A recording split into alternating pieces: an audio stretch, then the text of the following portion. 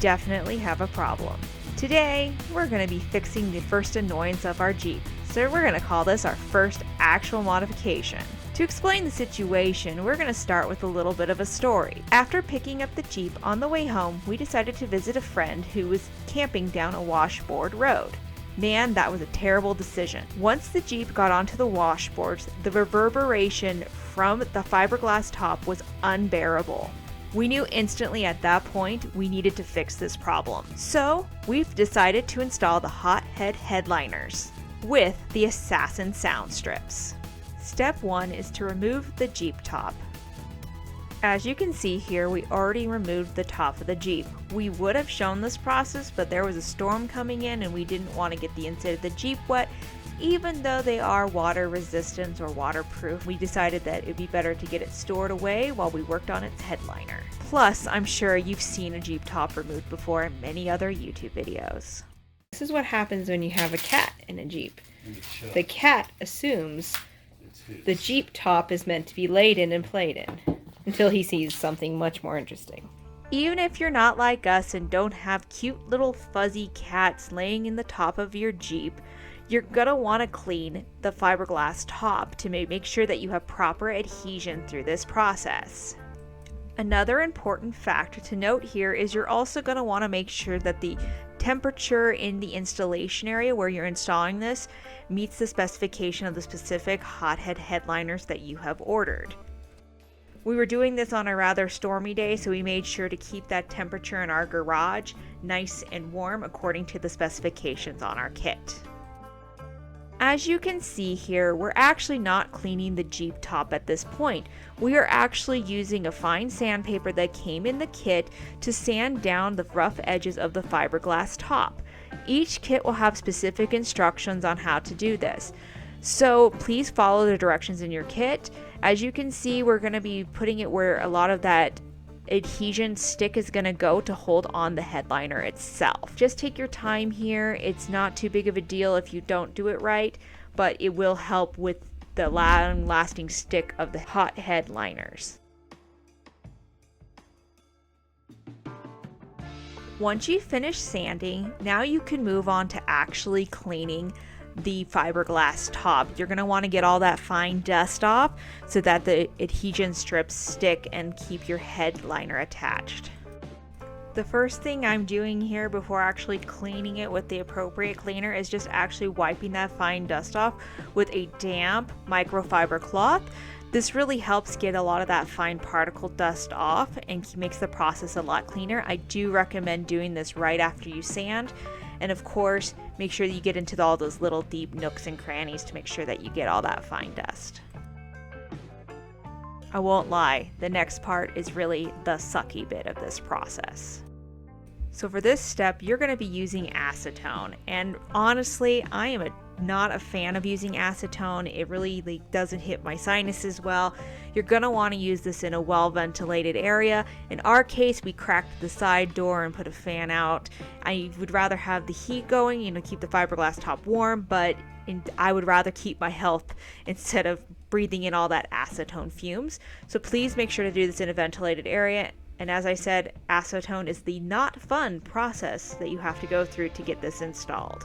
And the worst part is you get to not do this once, but twice. So, sit back and enjoy the ride as you clean with acetone and enjoy that wonderful smell that it has. So the next thing we're gonna do is we're gonna try to fit sound assassin strips. Aren't they pretty? My little pretties. And yeah, okay, I'm weird. Anywho, we're going to try to get these fit. There's a specific area on the hard top you want to make sure that doesn't go into. Apparently, it's on the passenger side here. It's over here somewhere. It's over here, I think. I'm going to check the top.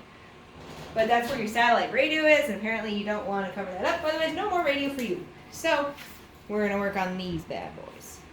So besides reading the instructions, the first thing you're going to do with the Sound Assassin strips is to lay them out and determine where they need to be to make sure that you have proper coverage for your headliner. As you can see here, I'm laying them out and I'm cutting them in different little pieces to make sure that I have proper coverage across the entire fiberglass top. You really can't mess these up except for on the passenger side where that satellite radio antenna is located. So as long as you leave that gap like it says in the instructions, these aren't hard to install and actually go pretty quickly. Once you have them all fitted to where they go, you're actually ready for the real install. On a cold day, we do recommend using a hair dryer to heat up your fiberglass top for better adhesion. Once you get the section you're working on heated up, you can use your hands to feel that if you're wearing rubber gloves, because you don't want to ruin all that work that you did with all that acetone earlier. So do recommend wearing rubber gloves for this. Once the section you're working on is warm enough, you can then install the assassin strip, and they do provide a nice little pushing tool so that you can make sure that you get the right pressure. And according to the sheet that you will get in the instructions, there's a certain amount of pressure that you're going to want to try to achieve. I can't find my instructions at the moment, so I can't quote that for you at this point. I would love to tell you at this point that this process is quick. It isn't quick because you're going to want to be really careful to make sure that you're getting exactly where you want to with those assassin strips. However, it's kind of almost like Zen.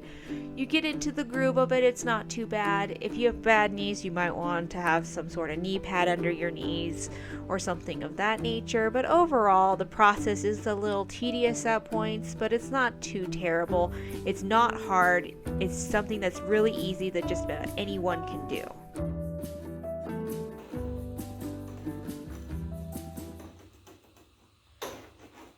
Okay, so those are the sound assassin strips. Woo! Why don't we take a look at them? So here are the new installed sound assassin strips. Kind of see them on the either side there. There's a spot that's missing there for the radio.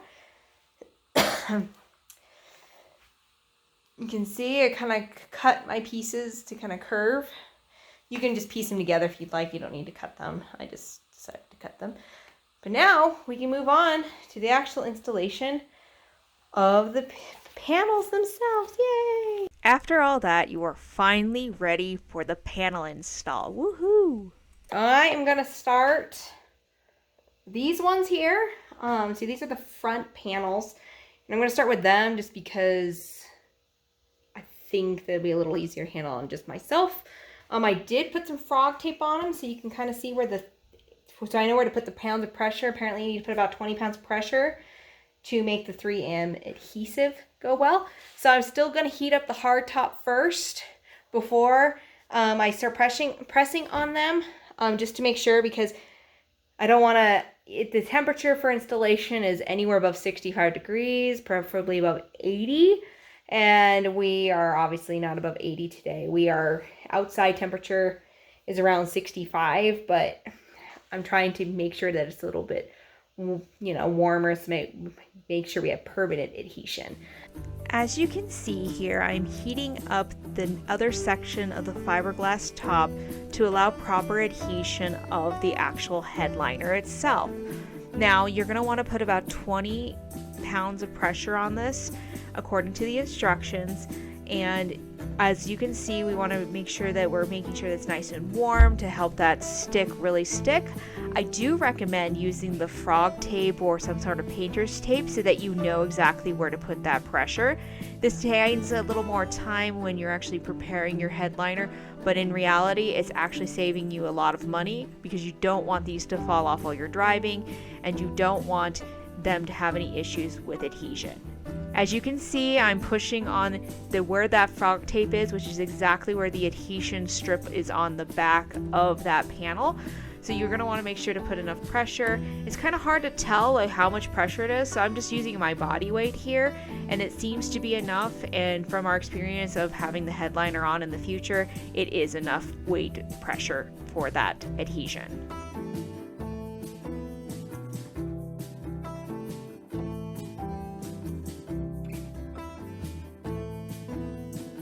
So the front panels are easy and go pretty smoothly. The back panels are actually the hardest part, and specifically those side panels if you decide to include them in your kit.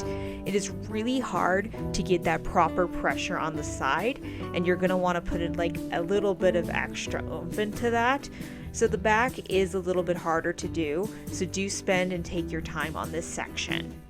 After you finish that process, you are ready to remove the tape and see what your final headliners look like. Here is the finished product before it goes back on the Jeep.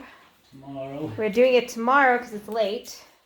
Because it's so late. Outside. It is cold, and so we're going to let them sit for the night, kind of just be. We're going to leave the heaters on to keep them warm, and then we'll push on them one more time tomorrow morning, just in case. And then we will put them back on the Jeep and we'll do a sound test, but these are them.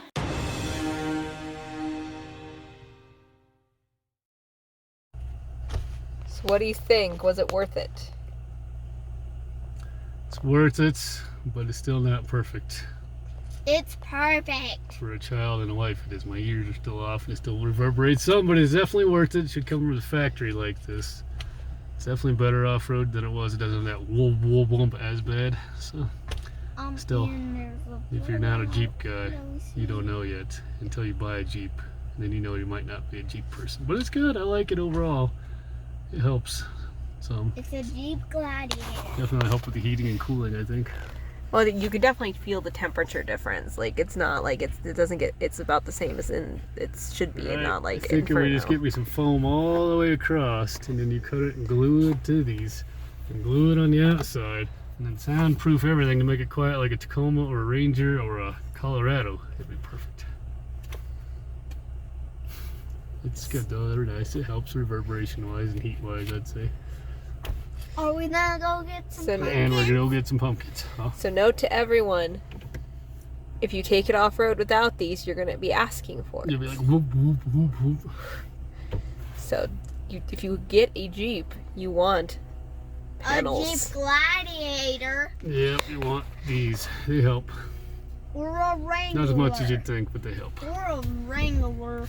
Next time on Legendary Trails. It was just supposed to be a grocery run, but you know how it goes. You see a dirt road and you kind of want to go exploring. Thanks for watching. Please like, subscribe, and share with your friends. And if you're not caught up on all of our adventures, you should click on the suggested videos. We hope to see you out on the trail soon. Bye for now.